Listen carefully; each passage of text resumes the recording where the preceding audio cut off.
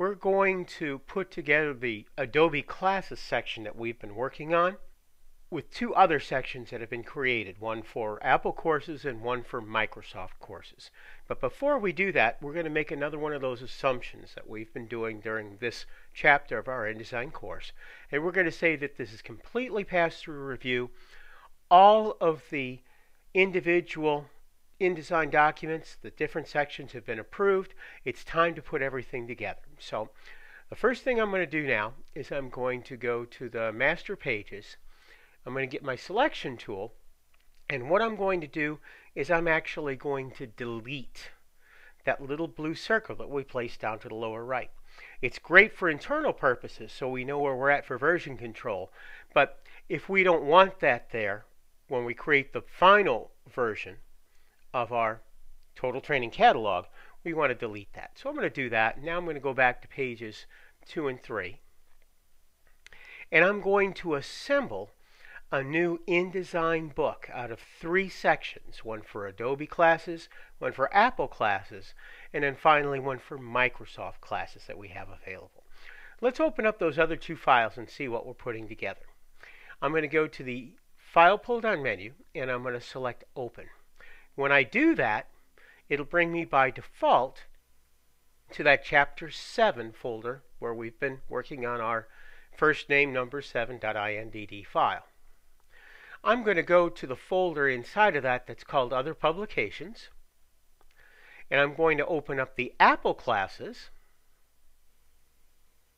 Just note that I created this as well as the MS Office classes file using the font Times. If you don't have Times and the Missing Fonts dialog box appears, you can click on Find Font, then click on the font name with a warning sign next to it, and replace it with Times New Roman regular, and click the Change All button. You will need to go through these steps for the other font styles too. So next, click on Times Bold. If you don't have that, then replace with Times New Roman and the bold font style. Click the Change All button again. Do this process again for bold italic and italic font weights. When you're done changing all of those and don't see any more warning triangles, then you can click the Done button. If you're still getting a font warning, go to Type, Find Font to bring up the dialog box again and replace the missing font. That's a small 3-page file. Page 1 with a table of contents for just that section. Page 2 and 3 with the 4 Apple classes we're running for a sample for our total training catalog. And then finally, I'm going to use the keyboard shortcut Command-O. If you're working on a PC, you do Control-O, and I'm going to open up the Microsoft Office or MS Office classes.indd. So I double click on that. I'll see this file actually has 5 pages. Now these are already built with the table of contents included in each one of them, as well as indexing for each of the individual courses, like we did in previous units of this chapter of our InDesign CS6 course. So what we're going to do from here is we're actually going to put these together by combining them into what's known as a InDesign book. I'm going to go File, New, and I'm going to select Book instead of Document this time. When I select that, it's going to want to save that as Book 1. I'm going to call it TT Course Catalog, and I'm going to save it. When I do that, what it does is it creates a brand new panel for our desktop that's named TT Course Catalog. We're going to use this to put together the 3 publications that are going to make up our total training catalog. The Microsoft Office classes, the Apple classes, and then the randy7.indd file that actually contains our Adobe classes for this book. So to put those together, I'm going to click on the plus sign. I'm going to go back to Chapter 7 and double click on randy7.indd. And that'll place the first book inside the document. I'm now going to place the second and third by clicking on the plus down to the lower right of that panel. Going to Other Publications, I'm going to select Apple. We'll do it in alphabetical order. Apple is after Adobe, so we'll put that one in next. And that will place the first document inside the book. Now, if for some reason when you opened up the Apple classes or MS Office classes and had to update links or fonts, you have to save those files before you can add them to the book. And then what we'll do is we'll add one more document, and that's the MS Office classes book.indd. Now as I do that, I'll see that it shows page numbers. 1 through 8, those are the pages that we have that are associated with the Adobe portion of our book. So if I go here to page 1, 2, 3, 4, 5, 6, 7, and 8, just like we designed them when we created that first name number 7.indd file to contain the Adobe classes section of our total training catalog. Now when I go to the Apple classes file, you'll notice that the page numbers show as page 9 here. If I go to page 10 and 11, the spread, I'll see that those pages have been changed automatically. So when I created the book, what it did was it set rules for this book to handle renumbering the pages. I'm now going to go to the third publication, and that's that MS Office classes.indd file. And if I go to that, I'll see what happened was it took page 12 and then page 13 and set it off to the side.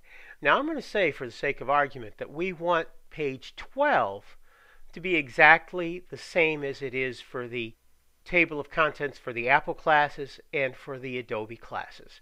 That it's set for the first page on the right hand side.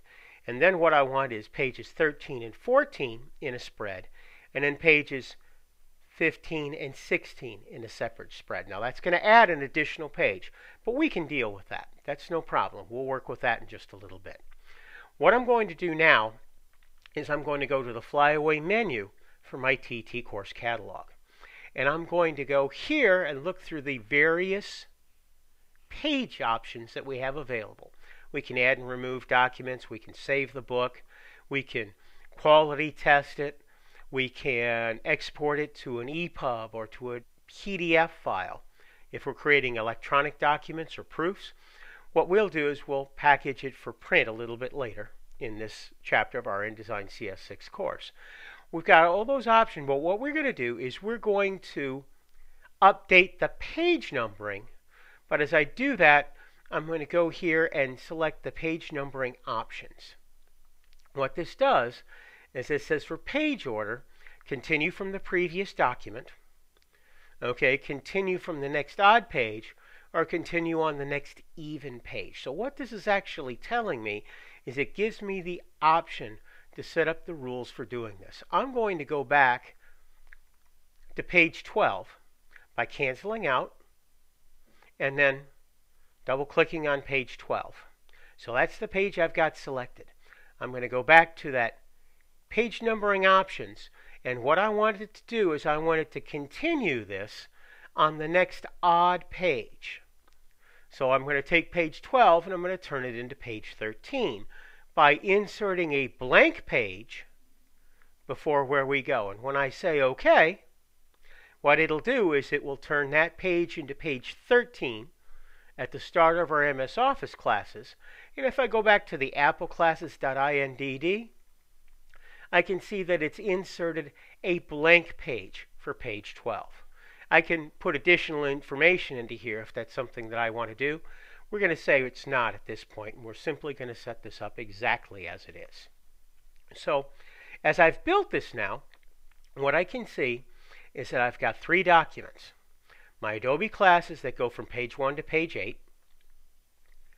My Apple classes that go from page 9 to 11, but insert a page 12 to balance that out. And the reason we did that was when we go to the MS Office classes, it'll start that on the next right-hand page, page 13, and then it will create additional pages to page 18 here. Now I'm going to say, for the sake of argument, we don't want this one. All I have to do in this case is take it and throw it away. And as I delete that page, I'll see I can't make that happen in this instance. What it's going to do is it's going to balance that out, just as we had before. I've got a couple more things I need to do before we continue. The first one we need to do is we need to create a master table of contents for the book. So I'm going to go to Randy 7, double-clicking, and I'm going to go to page 1. I'm going to go to Layout, Table of Contents, and I'm going to create a new table of contents that we're going to call not Adobe classes in this case, but we're actually going to call this TT for Total Training Course Catalog. I'll leave the styles set as they were before. I'm going to take this header, no new page, and I'm actually going to change that into my TOC subheader style for building the table of contents. In this case, I want to make sure the headers and header no new pages for the entire book are selected. The entry style will leave as it was before for TOC pages. And then what I'm going to do is I'm going to turn off the Replace Existing Table of Contents checkbox. That would replace what we have set up on page 1 for our Adobe section and create a brand new table of contents that we can put somewhere else. The next thing I'm going to do after that is I'm going to include book documents. And when I do that, it's going to build a master table of contents for the Adobe courses, the Apple courses, and the Microsoft Office courses that we'll build into a brand new document. I'm going to say OK. And when I do so, I'll see that it creates a brand new text file that's TT Course Catalog and actually includes not just what we have here for the Adobe classes, but if I stretch it down further still, I'll see it also includes the Apple classes. And if I could pull it down further, I'd see the Microsoft classes as well. Now, we're not set up to place this here. I want to leave this page right where it is. So what I'm going to do is I'm actually going to create a brand new document. I'm going to go to the File pull-down menu and I'm going to select Open. It's going to bring me back to other publications. We're going to go back to Chapter 7. And what I'm going to do is I'm going to open up randy7.indt, the template that we created for our Total Training Catalog. When I double-click on that, it'll create a brand new unnamed document. I'll see that it's got Total Training, in this case page 1. I'm going to go back to my copy here. I'm going to select this entire thread of type, and I'm going to go Edit, Cut. If you want to use the keyboard shortcut for that, you could go Command-X on the Mac, or if you're using a Windows PC, that keyboard shortcut would be Control-X. That takes it and puts it in our clipboard. I'm going to go to my Untitled 8 file, and then I'm going to go Edit, Paste. You could use the keyboard shortcut Command-V for a Mac or Control-V if you're working with a Windows PC. Now it'll take it and actually put it inside of that untitled document. Now as I look at it, I've only got one page, and that's great. That's no big deal. What I'm going to do is I'm going to take this document and I'm going to name it File, Save As, and in this case I'm going to put it in the other publications, and I'm going to name this Master TOC.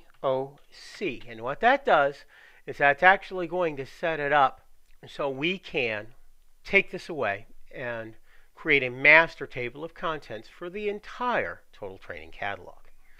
When I save this, I have my master TOC. Now what I need to do is I need to add this to my course catalog. I'm going to hit the Add Documents button. I'm going to select Master TOC and open it. And what that does is that takes my master TOC and it places it after Randy 7. That's probably not where I wanted it to be. But I can take this and I can actually move it above by putting my cursor on it, holding the mouse button down, and moving it above. I'll see when I get to that spot because I get the big, heavy black line, and I'll take that master table of contents and put it to the front.